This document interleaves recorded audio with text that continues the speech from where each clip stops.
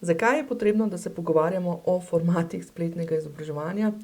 Čisto preprosto zato, ker na trgu še vedno vidim veliko napačnega poimenovanja in se včasih pohecam, da če bi obstajala inšpekcija oziroma Zveza potrošnikov za zaščito spletnih udeležencev v spletnih izobraževanjih, bi kar velikokrat verjetno imela nalogo.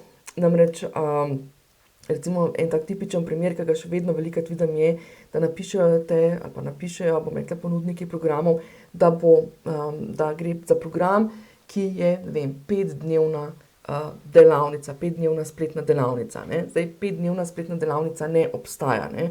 Se bomo naučili, zakaj ne. Ali pa napišejo, da bomo imeli spletni tečaj, ki poteka od tega do tega termina, ne. Spet ni čisto pravilno, ne bom rekla, da je vse narobe ali karkoli.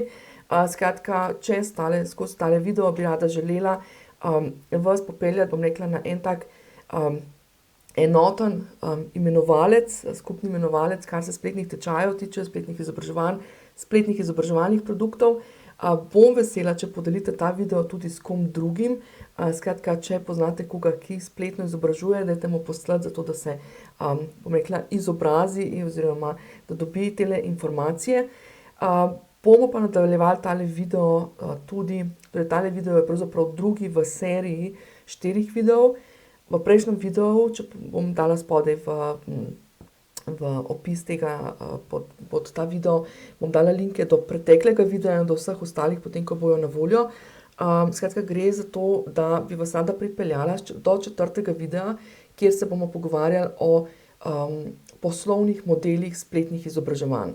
Torej, kako oblikovati oziroma katere programe oziroma katere oblike spletnih izobraževalnih programov oziroma produktov izbrati, da bojo ustrezali na eni strani nam kot izvajalcem in na drugi strani izobraževalnim potrebam naših strank. Tako da v bistvu je vloga tegale videa tudi to, da pridemo na skupni imenovalec, tudi kar se tega tiče, te terminologije, da bomo lahko v zadnjem videu sploh razumeli osnovo, kam kaj spada.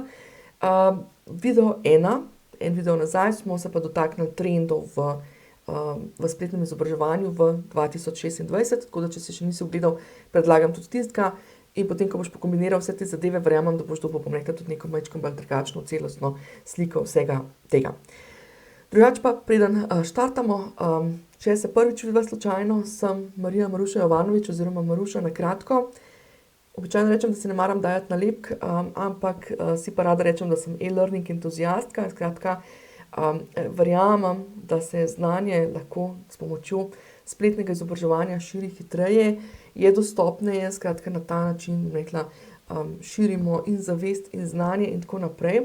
Tako da moja osnovna, kako naj rečem, moja osnovna vizija oziroma osnovna funkcija je suport pri dizajniranju oziroma oblikovanju online programov, takih, da so res, bom rekla, čim hitreje narejeni in čim bolj kakovostno po eni strani in da zagotovijo čim boljšo spletno učno izkušnjo za naše stranke. Ker pa samo to, da naredimo, še ne pomeni, da bojo prišli pa kupili, ne. Celotno zadevo podprem tudi z kreiranjem spletnega prodajnega ekosistema, namreč kako izkoristiti vsa ta spletna orodja, spletne sisteme, spletne platforme, da lahko prodajate svoje izobraževalne programe, pa ne nujno samo spletnih programov, ampak tudi širše. In pa, ker morajo e-tečaji in spletne skupnosti, v katerih se še dotaknemo tudi v tem videu, nekje stati oziroma nekje gostovati, nekje na spletu biti, ponujam od letošnjega leta, torej od 2026, tudi vzpostavitev ene take čisto posebne platforme, jaz sem jo poimenovala Spletni hub, ker omogoča, bom rekla, majčkeno bolj sodobne pristope v svet spletnega izobraževanja, tako da predlagam, da si pogledaš mogoče tudi še prejšnji video, torej trendi 2026. Drugače pa bolj konkretno razložim vse te sisteme, prodajni spletni ekosistem in vsa ta orodja in dizajniranje spletnih tečajev in snemanje vse te zadeve v brezplačni videoseriji. To je ena taka uvodna videoserija, v kateri te seznanim in ti dam kar nekaj konkretnih orodij, da lahko startaš tudi v končni fazi že sam.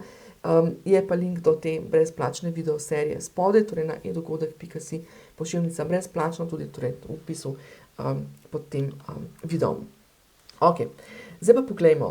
3 stvari si bomo pogledali, oziroma ne pogledali, ampak to so 3 osnovni formati, ki obstajajo v spletnem izobraževanju. Skratka, stvar je pravzaprav popolnoma preprosta, rabimo samo vedeti, da imamo 3 osnovne formate in to so vodeno, posneto ali pa skupnost, ali pa spletna skupnost. Torej, spletni vodeni programi, spletni posnete zadeve, posneti programi in pa spletne skupnosti. Tako da dajmo si zdaj pogledati vsako posebej bolj podrobno. Ok, kaj spada zdaj pod vodene online programe? Pod to sekcijo spada vse, kjer vi zadeve vodite v živo. Bodi si 1 na 1 ali pa skupinsko. Tako da tukaj najbolj tipična situacija so Zoom delavnice, Zoom e-delavnice, Zoom oziroma spletne delavnice, kar pomeni, da ko vi imenujete stvar delavnica, pomeni, da gre za srečanje, na katerem vi dejansko delate v živo. Okay? Torej, spletni tečaj ne more biti, to se pravi, posneta stvar ne more biti delavnica. Posneta stvar je potem to, kar bomo pogledali v nadaljevanju pod posneto, torej kot spletni tečaj, kot vodeno, torej imamo pa potem Zoom delavnice. In zdaj Zoom delavnica je lahko ena in je samostojna enota, kar pomeni, da vi naredite lahko eno srečanje za 2 uri in rečete, da je to delavnica. Torej, to je ena delavnica. Čim imate vi več takih srečanj, pomeni, da imate zdaj situacijo ali da gre za več delavnic, ki skupaj tvorijo spletno usposabljanje oziroma spletni trening. Trening je pač angleški izraz, online training je pač izraz za usposabljanje ali pa spletni voden program. Okay? To se pravi, če imate Zoom delavnice, lahko samostojna, lahko tudi samostojno prodajate. Če imate več srečanj, potem dobimo spletno usposabljanje ali pa spletni program. Okay? Spletni voden, običajno poudarimo s tem, da dodamo voden spletni program, lahko dodamo še mentorski, torej voden mentorski program, voden spletni mentorski program ali pa voden coaching spletni program ali pa vodeno spletno usposabljanje. Okay? Druga situacija, torej smo rekli, imate samostojne delavnice ali pa B, imate delavnice, kjer lahko ljudje izbirajo dneve. To je pa potem sklop e-delavnic. Nikakor pa ne more biti, pač po moji filozofiji in pa pač to po terminologiji, ki je uveljavljena v svetu, v e-learning svetu, v svetu spletnih izobraževanj, ne morete imeti 5-dnevne delavnice. Torej imate 5-dnevno usposabljanje, 5-dnevni program ali karkoli, ni pa 5-dnevnih delavnic. To zdravi je, ali so samostojne delavnice, ali usposabljanje, ali je pa sklop delavnic, kjer pač, bom rekla, je nek modularni sistem, kjer lahko ljudje izbirajo tisto, kar jih zanima. Okay? Nasproti Zoom e-delavnicam, ali pa tudi lahko rečemo samo spletnim delavnicam, so e-predavanja v živo. Torej, ko gre za to, da mi samo predavamo, da samo predajamo informacije, torej kot rekla, tole, kar zdaj gledaš, je e-predavanje. Ne bo nobene aplikacije, ne bova ničesar naredila, boš dobil neke osnovne informacije, lahko se boš na podlagi teh informacij tudi lahko kaj odločil ali pa karkoli, ne bo pa aplikativno. To se pravi, v tem primeru govorijo potem o spletnem predavanju oziroma o e-predavanju oziroma angleški izraz je webinar, to se pravi, običajno sicer se webinar bolj v marketinške namene povezuje, ga povezujemo bolj z marketinškimi nameni, ampak v osnovi gre za neinteraktivno zadevo. Tukaj je mogoče največ interakcije v tem smislu, da imamo mogoče, da ljudje poslušajo, kaj zapišejo, kaj mogoče kakšen odziv dajo in tako naprej, ni pa torej interakcije in se nič ne dela.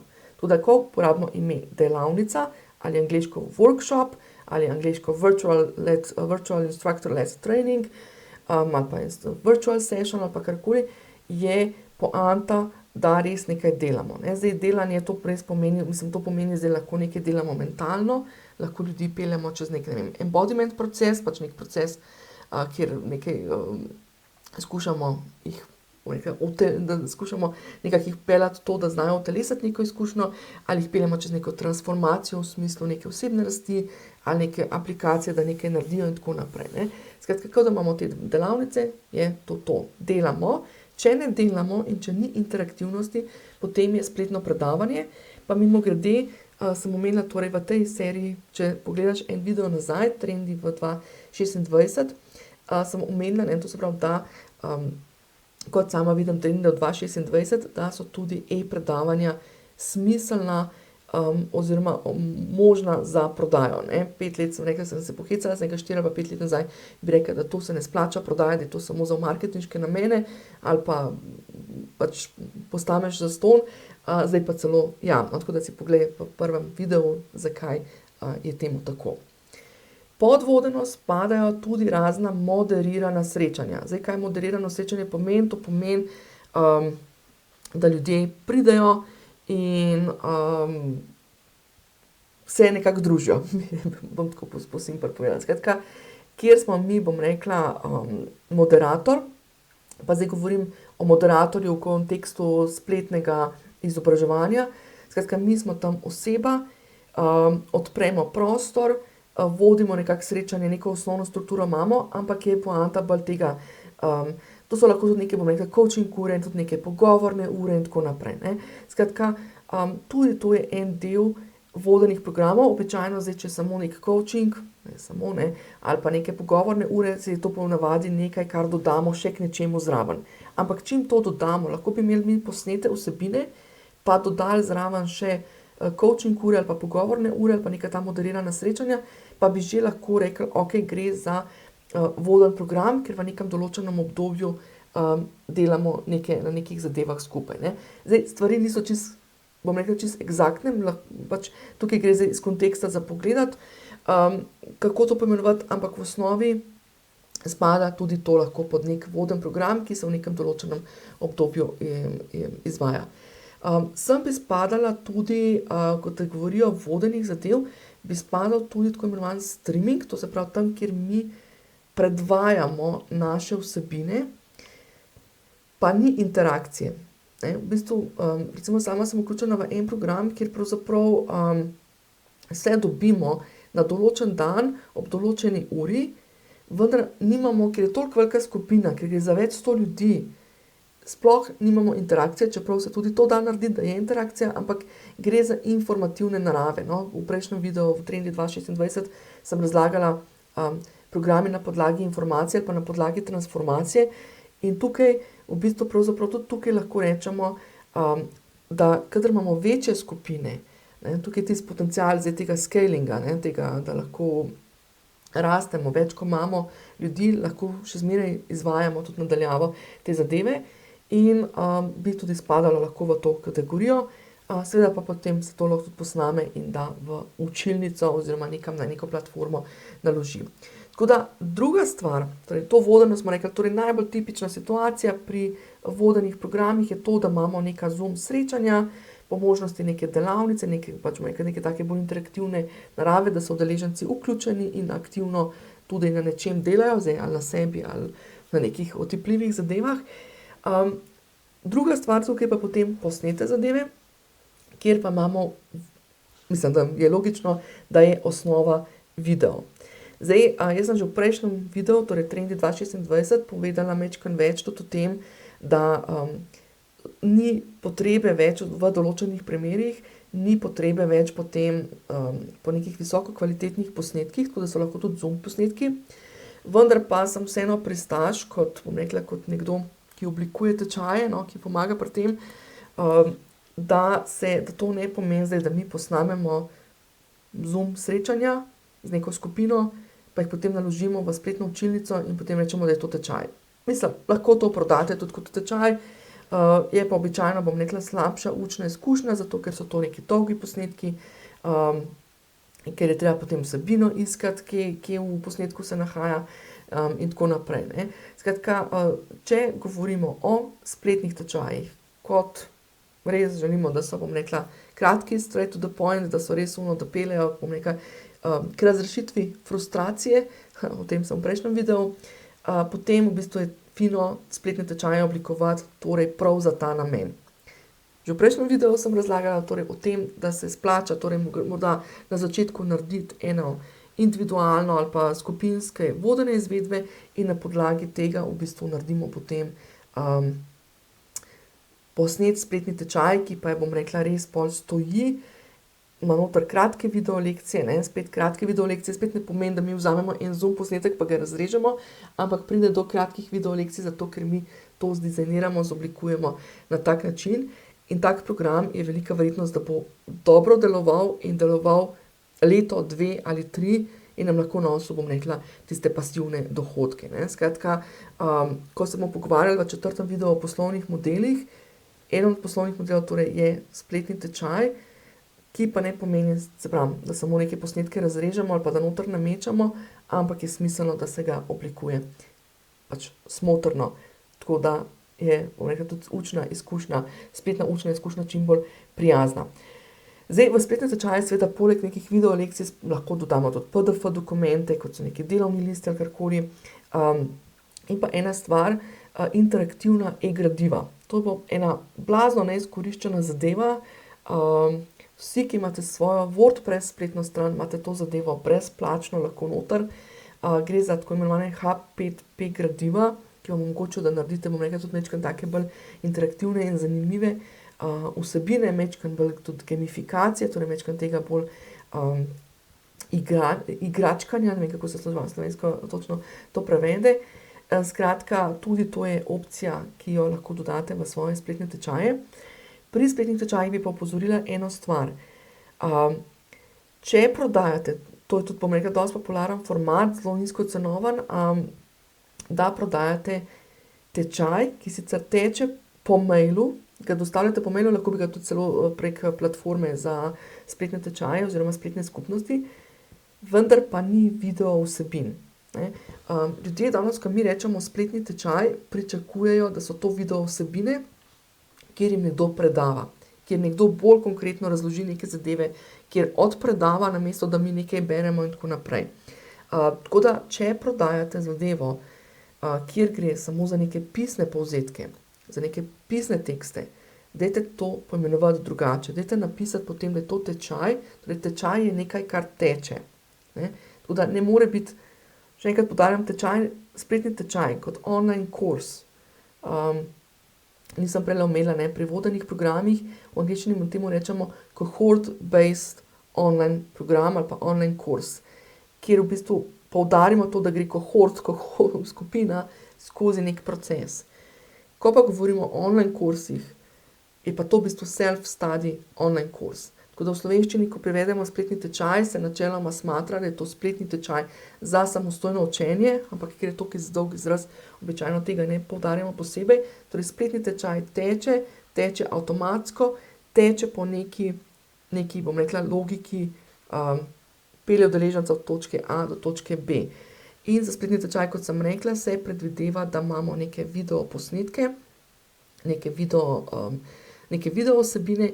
Če video posnetkov ni, potem dajte poudariti, da gre za, ne vem, spletni tečaj preko maila, e-mail spletni tečaj ali pa dopisni spletni tečaj ali karkoli. Skratka, dajte poudariti, zato, da se pač loči od tega. Okay? Potem pa tretji format, ki pa, bom rekla, po eni strani je nov, po drugi strani pa pravzaprav obstaja, že odkar obstaja v končni fazi Facebook.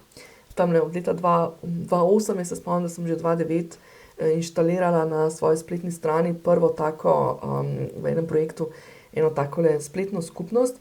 Skratka, skupnosti, spletne skupnosti. Dajte si pogledati prejšnjo predavanje, torej video trendi v 2026, sem več o teh skupnostih. Zdaj, kaj je mišljeno pod skupnost? Skupnost, najbolj tipična situacija, ko poznamo skupnost, so Facebook skupine.